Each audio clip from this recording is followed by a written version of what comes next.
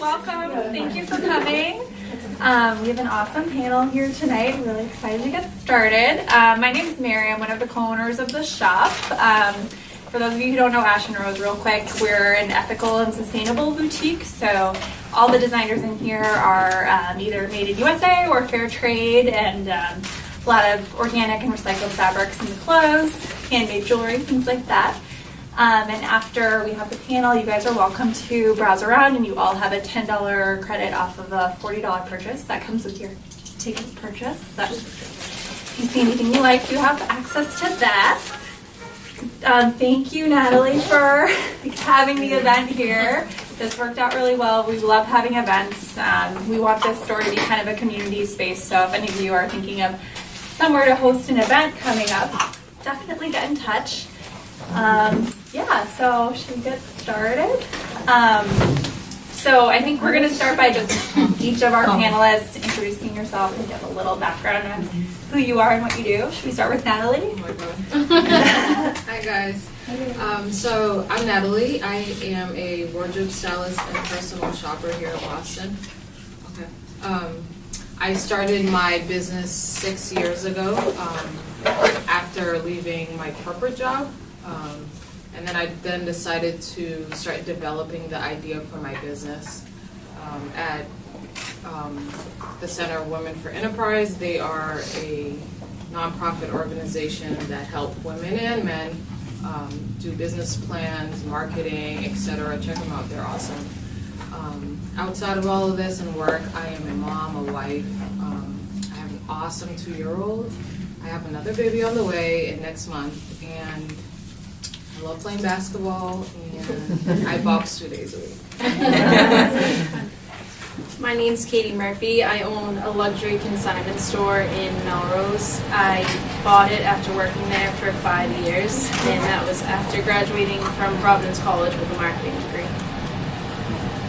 I'm Alexandra Ryan. I'm the styling director and brand director at Blue Lala. And we actually just acquired Gilt Group, so the company is now actually with Gilt Group. But it just happened in July, so I kind of forget it sometimes. But I oversee the stylists in both of our photo studios. We have a photo studio here in Boston, and we also have one in Louisville, Kentucky. I oversee our editorial photo studio in Boston, and also all of our model talent. Hi guys, I'm Meredith Morgan. Nat and I actually played basketball together in college at UMass Dartmouth. That's how we know each other. I grew up in Amherst, Massachusetts, and went to Parsons, which is in New York City, for fashion design. And ever since, that was quite a few years ago, that I've been styling on my own. I also do some modeling and acting, commercial work, and I have a blog. Awesome. So let's kind of start the discussion with how you guys all got started in your fashion career, whether you kind of came from another industry or you've been doing this all along, and what the very beginning of your career was like. Do you want to just go down the line again, or maybe we can mix it up next time? So like I said, I used to work for a bank in Boston, a corporate bank, a 9-to-5 regular job. I was miserable. Shortly after my wedding, I decided that I was just going to quit, and I just no longer wanted to do that. So I walked in one day, resigned, and then decided that I would start, educating myself on what it was like to actually have a business, creating a business plan,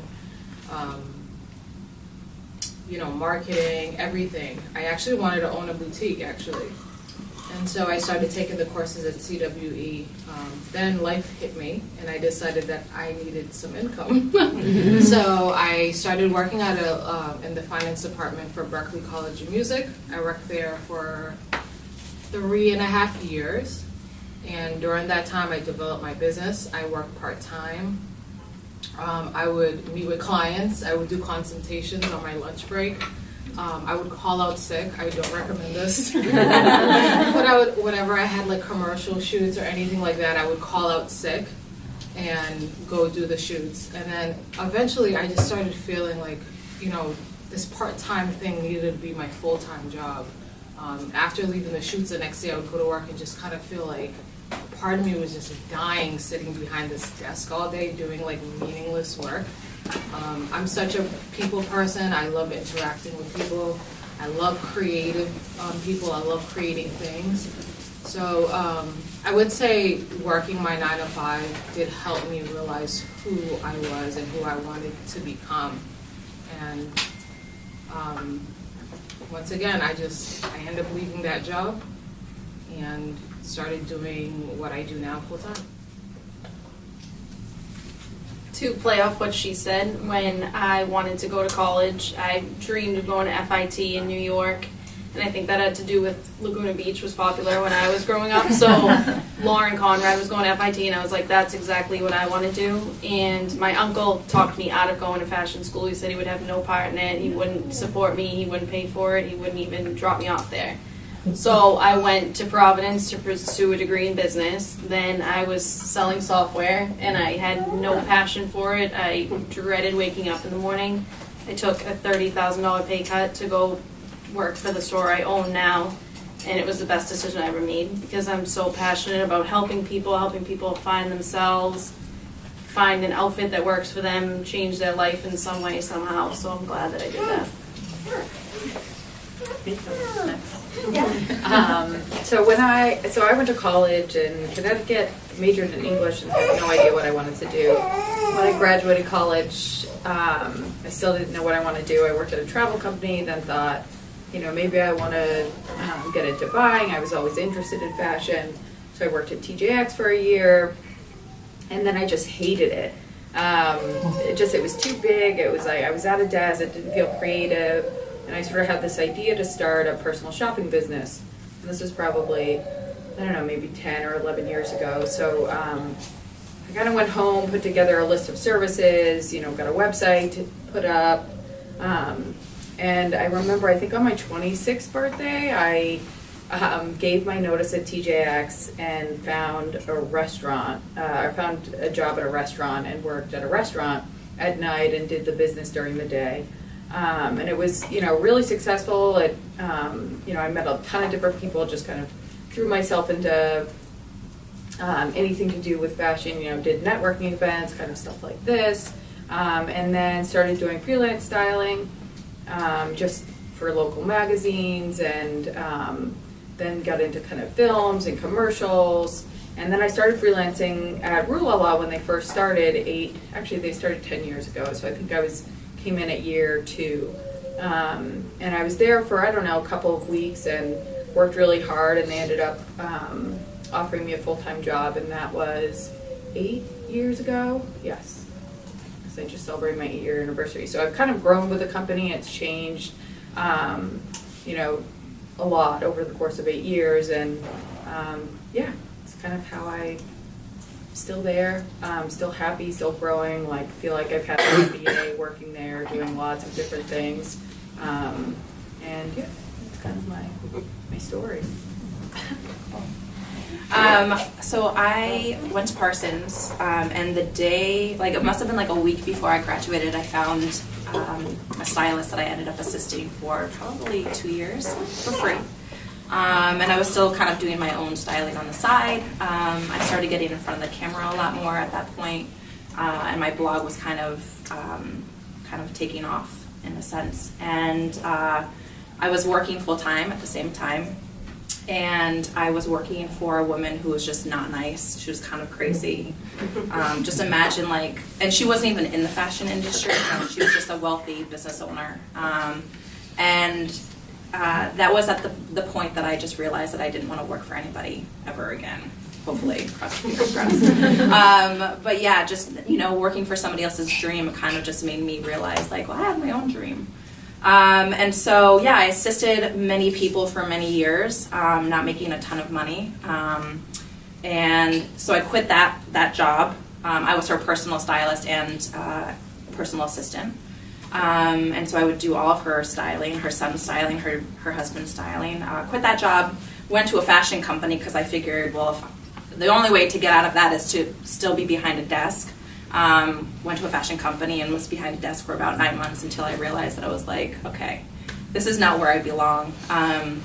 Met a woman actually who is rather a personal stylist with probably the wealthiest woman in Manhattan. And so I started assisting her, and we came up with a business plan that she was going to give me like her lower end clients, and she was going to focus on her top 10. And so that was kind of my way out of my 9 to 5, was kind of learning her ways rather, for about 3 months until she kind of just disappeared. And I had just, convinced my family that I was going to quit another 9 to 5 job, and they were like, "You're insane." But apparently they trusted in me that I'd make it work. So yeah, the business plan obviously fell through, and I've just kind of been making it work ever since. So I do a lot of advertising campaigns. So I've done work with I just wrapped a shoot last week with the NBA and Nike. I have a Belvedere shoot coming up next week. I do some personal styling. And one particular client, she kind of lives far away, and she's like flown me down, and I've done her closet and that sort of thing. So it kind of runs the gamut of the things that I tend to do. But I also, obviously, being in New York, you kind of have to hustle to make things work, and styling work isn't always consistent. Being a freelancer, work isn't consistent. So I do my blog, which brings in some income, and then I also, like I said before, I do some commercial work. So kind of mixing all 3 things that I love to do to make somewhat of a decent career, I think. And I hope to continue to do all 3 things. So. Yeah, awesome. So I think we have some people here who are thinking about kind of taking the leap into entrepreneurship, maybe starting their own thing. So I would love to know from you guys, what can they sort of expect when they're just starting out? Maybe some of the pitfalls, and also are there any free or cheap resources that they can utilize when they're just getting started? You don't want to blow all your savings on your dream, but you still want to pursue it. Maybe let's start with Alexandra. Okay. Work our way in the same order. I would say what to expect. I had to get a second job, and it was just something that would bring in money, and I could go in, do my job, and leave and not have to think about it. So, there was a lot of like hustling, a lot of working during the day and into the night. As far as, resources, I would say, doing things like this, just meeting different people, is always helpful, and educating yourself. So whether you, decide to take a course or, read more about your, the particular avenue you want to go down, whether it's, starting a blog or doing a vlog or, opening a boutique or anything like that, I would just get to know the people that are in that industry and ask questions. When I made that business plan with a woman, I quit my job, and it fell apart 3 months later. I literally had no idea what I was gonna do, because I was devastated, to be honest with you. So I would just be cautious that there are going to be curveballs that are thrown at you, no matter what part of your business that you're in. I'm sure successful businesses still get them thrown at them. But and the other thing is, like, I would rise and fall with them, right? So like if something really happy and great happened, I would be ecstatic and I'd be over the moon. And then any time that something really bad happened, I would be like devastated and depressed about it. So I guess like one of my pieces of advice is just to kind of stay even keeled through the ups and downs. And I guess to kind of piggyback off of what you said, like networking is probably the most important thing.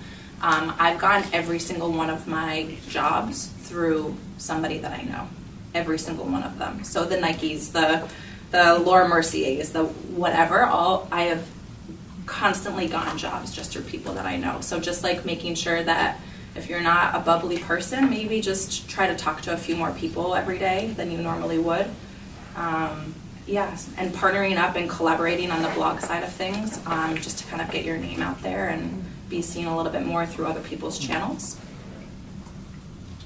I would say I agree with Meredith. Networking is huge, and also being really honest with yourself in terms of deciding how much of yourself and your time you're going to actually commit to what it is that you want. Like I told you, I was working part-time. On weekends, I was doing personal shopping and, whether it was photo shoots. On my lunch break, I was pulling clothes on Newberry Street.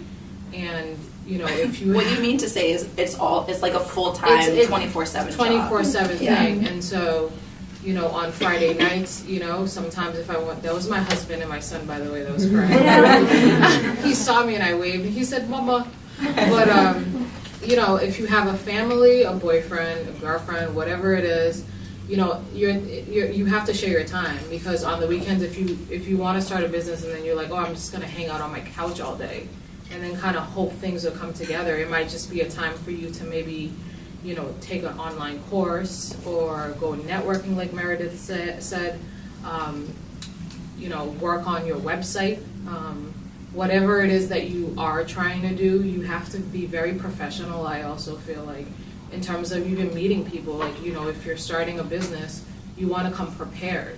So, instead of maybe just hanging out on a Saturday, maybe go online and create a business card.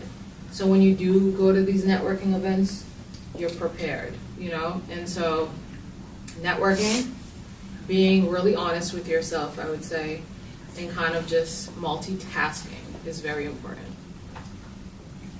I think they've covered all the main points.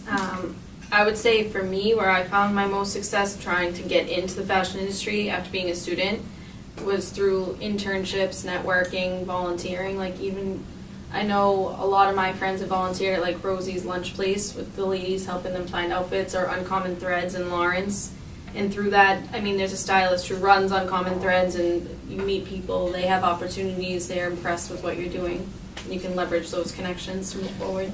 I think also just being willing to work for free for a while is really important too, because you're not going to just start out and have the experience. So building up that experience by assisting somebody would be beneficial too. Yeah, and not having an ego, I think, when you start out is super And I would important. say also for myself, I did mention I quit my job, but I know everybody doesn't have that luxury of just quitting your job. But before I did quit my job, before I did quit my job, as I said, I was working, part-time on my lunch break. All that money for my business I was saving. And then I was taking a portion of my paycheck and stacking it away because I was planning to quit my job. So being really realistic about what your bills are, what your business startup cost is, making sure you're writing everything down, and, looking online, researching these things is very important. Definitely. All right, awesome advice. So let's switch gears a little bit. Most of us are based in Boston, maybe a little New York. Yeah. Let's talk a little bit about what the Boston fashion scene is, how that compares to other markets like New York, and what's kind of unique about Boston. And why don't we start with Meredith? I can't speak to this, so I don't know the Can you Boston talk about the fashion. differences a Yeah, little bit, or maybe sure. you can Yeah. talk about New York. Yeah, I mean, And then everyone else can talk about. I've always thought like the two places that I need to be for what I do is either New York or LA. I know that there's a lot more opportunity, I would say, in New York than there is in Boston, because I feel like the fashion industry is much smaller here. Whereas New York, there's like, you walk down the block and there's like, just like an inundated amount of opportunities, I would say. More people to network. It's just, even the population, that kind of gives it an upper hand too, of just having more people to like work for and work with. I don't know much about the Boston fashion world. But Well, maybe I'll these let three somebody ladies else- yeah. can talk about the opportunities that are here in Boston, because there's stuff here too. Yeah. I would say, compared to New York, Boston, there's a lot more commercial work here, which I prefer. I think in New York, there's more like runway kind of fashion, more like in-house, like, collaborating with designers and things like that. But here we have some huge sneaker companies like Puma, Converse, Reebok. I've done a ton of work for them. And I kind of like that stuff because to me it's more consistent. Like Meredith said though, in New York you are, you have a lot more resources, you have more opportunities. In Boston it's a lot more cutthroat. It's a lot more who you know, networking, and just kind of like a lot of my jobs I've gotten, or word of mouth. Making a good impression when you do meet people, being very professional on shoots, goes a really long way. You guys have anything to add to Boston fashion? I think, like they're saying, Boston fashion's so much smaller than New York, and I think it's very behind. Like, I know a lot of the stuff I buy in New York, when I wear it here, it's Probably far too much. Yeah, I bought like an ostrich feather jacket in New York City like 4 years ago, and it's just in Saks right now in Boston. So it's like, it's very different. And I think it's very trendy, but not current.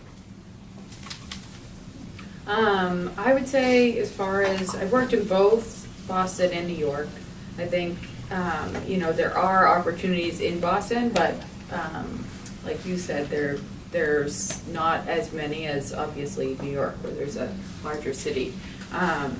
But I will say what's interesting, at Rue, we've had so many transplants from New York leave New York because they're tired of the noise and the hustle, and it's just like they're looking for a cleaner, kind of calmer existence. And there are really amazing spots in Boston. Rue, I think, being one of them. There's a photo studio right in the city. There's tons of artist studios. We have Mass Art, which is a really cool, interesting artist community that's happening in that college. And you have Talbot's, like Natalie said, you have Puma, Reebok, Converse. So there's definitely opportunities. There's also agencies in Boston for stylists and assistant stylists and prop artists. So there's definitely jobs out there. It's just kind of identifying what it is you want to do and how to navigate where you're going. What are some of the agencies? Just out of, I don't know if people are like jotting down. Yeah, notes, so There's Ennis. Yeah, so there's Ennis, and then there's also Anchor, and both of those, and there was Team, but I don't know that that's even still in It kind of existence fizzled out a anymore. little bit, Yeah, so and both Ennis and Anchor are great agencies. They rep stylists and hair and makeup artists, and also assistant stylists. And I would say, if you're looking to get in and kind of learn, reaching out to one of those agencies and saying, hey, do you ever need any assistant stylists on your roster? And you could get on your roster. But also, like Natalie said, it really is about being, professional, and you have to be kind of hardworking, because there's no time to train someone how to or give them the confidence they need to make sure that they're anticipating everyone's needs. We actually struggle with that a lot with photo assistants. They come in and they're so timid and don't know how to kind of I don't know, it's like this thing, you've got to hustle and be ahead of the next person and really show that you're that you want to work. And I think you get a chance and a small window to prove yourself in that capacity. And if you do, then you'll get more jobs. And being professional and kind and collaborative and no ego. That's a big thing when I look to hire people. Is I want to make sure that everyone is kind, collaborative. I don't like egos. I don't like mean girls. I think we talked a lot about that last time. No, I know. Yeah, that's a big thing, because the moment I spot it or I feel it, I forget it. I'll never hire them. But if someone's nice and willing to learn and, just seems like they have great energy and they, are excited and present, then I'll absolutely 100% give them a shot, even if they don't necessarily have, experience. Great advice. Okay, so let's do kind of a little rapid fire misconceptions versus realities. If you can each maybe think of one myth that you want to dispel. Yeah. There's nothing glamorous about it. Yeah. I mean, just imagine schlepping 70-pound bags through New York City. You guys probably don't think about what's behind the scenes of what goes into the final image of what you see in a magazine or on a TV commercial or whatever. There's so much blood, sweat, and tears that goes into it. So I think the glamorous stylist lifestyle is kind of a misconception. It's wonderful. I mean, I love it, but it's not as glamorous as people think. I would also say the whole idea of starting your own business and just making tons of money right away. Years later. Hopefully you're lucky, and that might work for you. Didn't happen for me. Like Meredith said, I did a lot of free work for a while, which is why I tell you to be realistic. You know what I'm saying? Like, if you are, a person that needs a lot more experience and training, and you know that you're going to have to spend maybe a year or two doing some free work, you might want to get a part-time job and just, to be able to cover your bills. The money does come eventually. Be patient, but it doesn't always come right away. I would say that it's shallow. It's not shallow at all. There's so, like she's saying, like with the mean girls and everything, the girls who work for me and the girls who work with us, I'm very strict on them, like to never criticize, to never critique, to never, like, you don't judge someone because you never know. And my 15-year-old, she's actually learned, she wrote a school paper the other day about how her job has helped her learn about people in general. She said how you can like help them and teach them something about themselves that they might not have known, just like helping them find an outfit or giving them confidence that they wouldn't necessarily have. And the same thing with you, like the second they're mean, I'm like, yeah, well, you're done, you gotta go home. It's just, it's like being shallow will get you nowhere in this world, let alone the fashion world. Yeah, even to piggyback off that, I would say that's also a difference, I think, between New York and Boston. I think sometimes the perception of, people with a lot of money is like, this flashy person. And I think in New York, people are more comfortable being a little bit more flashy. I've had clients that, tons of money, like professional, like, for personal shopping. And, they might be engineers where they could care less about what they wear. And so, like, don't see somebody and just judge them right away. Like, if you're talking with somebody, you meet them down the street, hold a conversation, be clear on what it is that, you're selling or whatever it is. And because you never know who might be able to help you, so.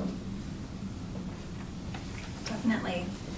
Okay, so let's switch gears a little bit. The next few questions are kind of about branding and social media. So can you all just give us a quick overview of how you use social media in your business and how important it is in your business? Yeah, we were just talking about this. So over the years for me, social media, I don't know, I struggle with the idea of putting a lot of my business out there versus, not doing it.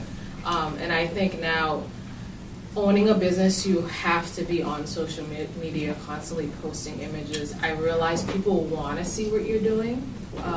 I know personally, like, I've been on set before or cleaning somebody's closet, and the idea of, maybe taking a picture has crossed my mind.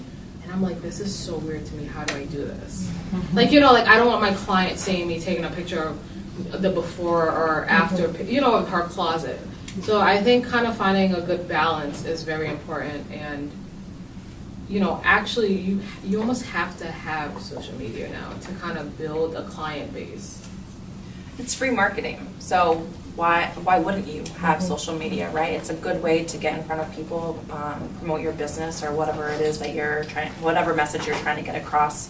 I actually hate social media, but I have to use it. One day I hope to have some sort of assistant who just runs it for me. I mean, I catch myself on my phone scrolling through Instagram and I'm like, really don't even care, right? And I'll set my phone down. But I hope other people don't think that about my business, right? So, I'm constantly on social media showing people what I'm doing, the things that I'm working on, because you have to stay relevant too. And you also want people to know that you're working and showing that. And I also have a blog, and that's kind of a whole other world. You have to be on social media every day if you have a blog, 24/7, all the time, and I absolutely love what I do. So it never feels like a job to me, except for the social media part. You have to be on social media. I think it's a good tool to use for marketing purposes only. Yeah. Any other social media comments? Social media for me is everything to my business. We have 10,000 followers between our two accounts, and we post product, and that's how we sell it. We we do photo shoots once a month, and we do like huge photo shoots.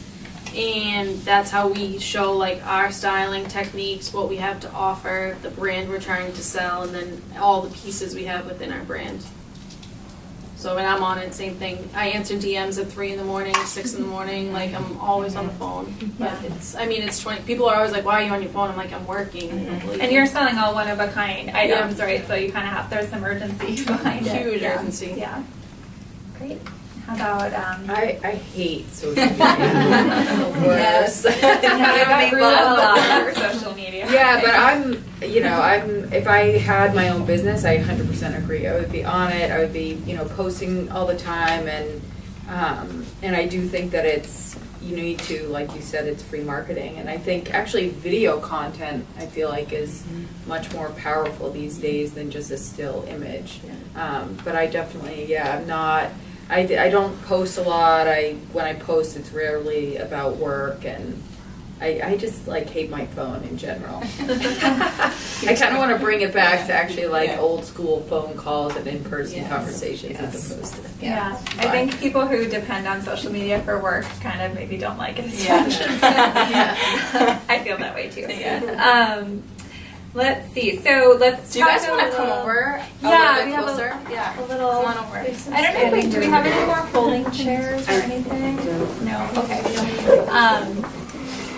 Yeah. Get comfortable. There's some if you space can. over here. if you Yeah, come in there's the some back. standing room over here if you You want. can- If you can get over Yeah. here. Don't have to stand in the back and hide. Really, it's food over here.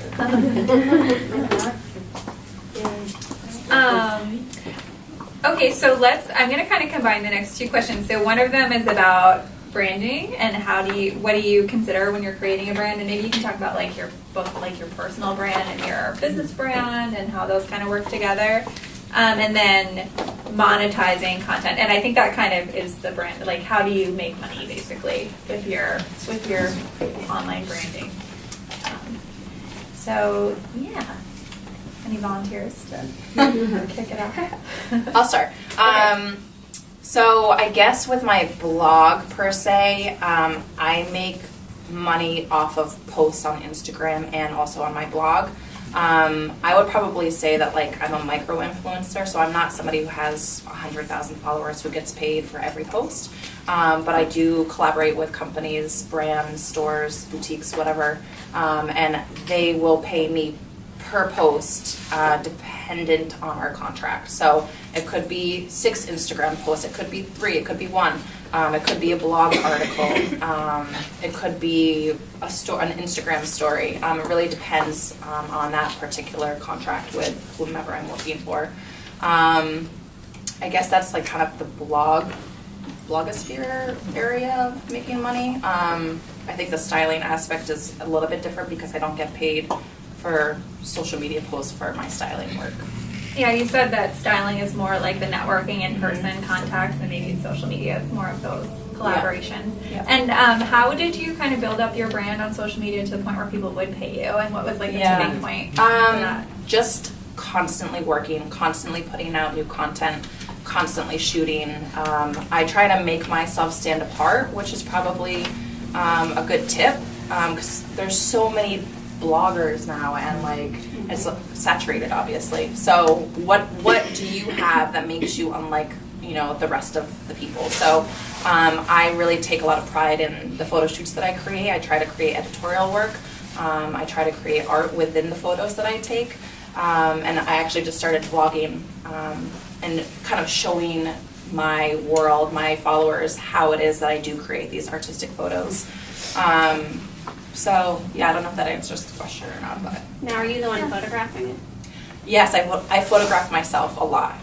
So that's how I'm showing you in my vlog how it's done. I do work with a lot of other photographers though, in collaboration to get whatever. Maybe I'm looking for something a little bit different where I can't set up my phone in the middle of a Manhattan street or something. Somebody might steal it, but yeah, I do a lot of the shooting myself. Great. This is an interesting question for me because I am working on rebranding myself in my business. I think starting off, I wasn't too sure what I wanted my brand to be. And then, you know, now it's like a lot of people in Boston kind of know me, like, you know, the black girl with the big hair.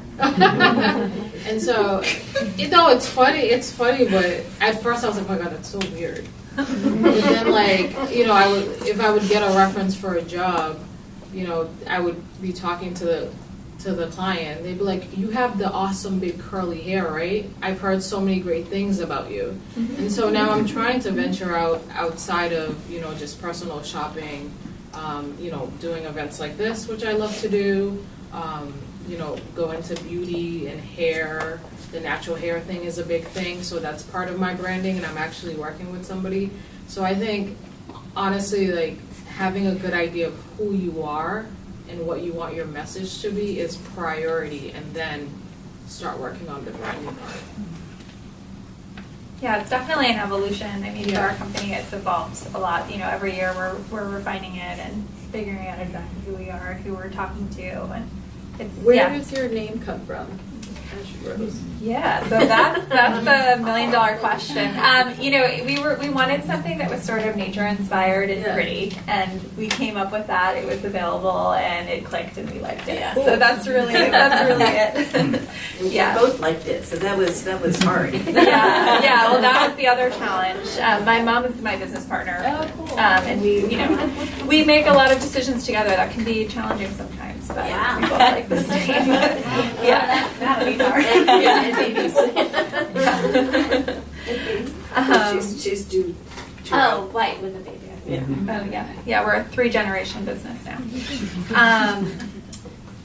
Let's see. Did you want to talk about branding? I think we maybe hit on it a little bit, but It goes off of what they're both saying, but it constantly evolves, and for us, we are actually working on another project to create a new store, different from what we're doing right now. So I'm trying to leverage the brand that we have towards this new brand that we're trying to create.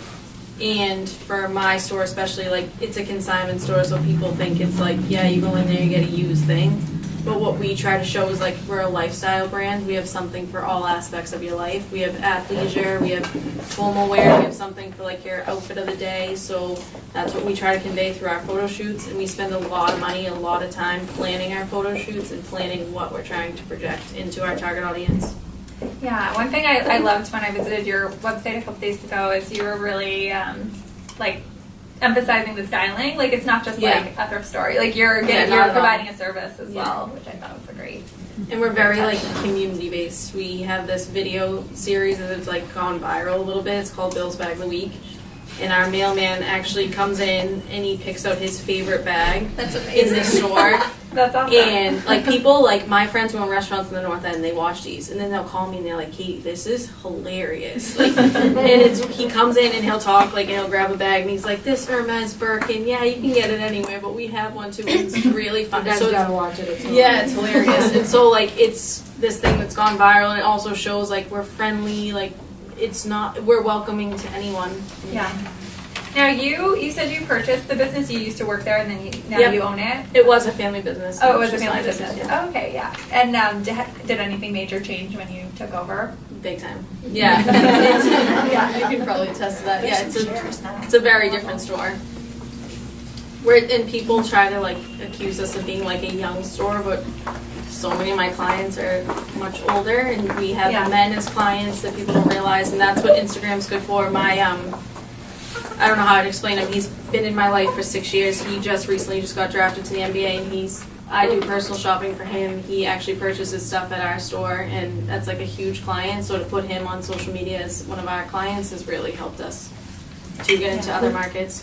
Awesome. Great. All right, so let's kind of change gears again and talk a little bit about body image and body positivity and how you all are kind of working that into your businesses. Yeah, we were actually just chatting about it, and Meredith asked me, is Rule Law and Guild Group, are they working in, healthy body image with the models that you use, and I said, no, we're not. And it's really, I was just trying to get a job. yeah. I was like, no, we're not, and it's so stupid. In my point of view, and I'm not the CEO or the, executive creative director, so I can't necessarily make those calls, but I did actually suggest us using, they're called in-between models. So it's not, we do have plus size clothing, and we have plus size boutiques on our site. We do have plus size models. But then there's the normal size models, which 0, 2. Normal size. No, right, normal size, or average model 0, 2. And then there's what you call an in-between model, and they're probably in between a size 6 and 10, maybe. And you see sites like Madewell, J. Crew just started mixing in between models. Who else? Everlane, I feel like, has used a lot of in between models, and they have for quite some time. And I think that we should, because I don't think the fashion industry. It's almost like this dated view of the fashion industry with these rail thin models, and you see them on the runways, and they're beautiful and. But it's all one type, and in reality, that's not real women. It's not real men. So why don't we go about changing it? So that's my point of view. Is yes, we should be working in these different sizes and healthy images of women, because. Fashion is supposed to make people feel beautiful, and you can be beautiful at any shape or size, and I think we should portray that on our site. So it is something we're definitely talking about, but it's not something that we've actively done right now. Yeah. I'm an in-between model. I'm a size 10, and actually I feel like it's really challenging to get work. I just recently had a meeting with one of my agencies, and I was like, hey guys, you've sent me out on 3 auditions in the last 6 months or something like that, and I was like, it's because of my size, isn't it? And they're like, yep. They're not booking size 10s for anything in that agency. But it's good to know that like Madewell and J. Crew are using them, although they seem to be bigger than that. I think most companies are using size 14 and 16 models. So like the in-between world that I kind of live in has been really challenging, and I talk a lot about that on my blog, and about the struggles that I have. So that's like kind of a work in progress, is to like make a world for those of us who don't really have a world, right? It's kind of this unknown, unforeseen, untalked about, world, essentially. It's, I don't see myself represented anywhere. And it's interesting that like a lot of the clothing companies still don't, cater to plus size women, which is, I think like the percentage is like, I don't know, 70% of this world is 10 and above. So it's like they're missing out on so much opportunity financially, right? It just doesn't make sense to me that they wouldn't, right? So it's a challenging world to kind of be in. Again, my blog is kind of trying to like break down these barriers in the fashion industry. One thing I will say that we do, and we are super hyper focused on, less of the in-between stuff, but it's in conversations every day, is diversity on our site.